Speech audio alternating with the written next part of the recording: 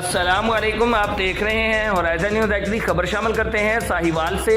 SHO फतेह शेर Sahiwal sub inspector Zeeshan अकरम की कार्रवाई। दो खतरनाक इश्तिहारी डकैत अकील उर्फ नोना और सुनील को गिरफ्तार कर लिया। दोनों इश्तिहारी मुजरमान डकैती के 16 मुकदमात में मतलूब थे।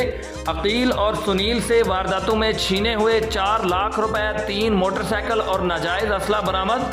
डीपीओ साहिवाल जनाब सादिक बलोच ने एसएचओ फतेह शेर साहिवाल ज़ीशान अकरम को तारीफी सर्टिफिकेट से नवाजा और मजीद मेहनत और लगन से फ़राइज़ सर अंजाम देने की हिदायत की। तर्जमान पुलिस जिला Sahiwal. Report Rauf Shahzad Jatt, divisional bureau chief Sahiwal, Horizon News HD, Pakistan.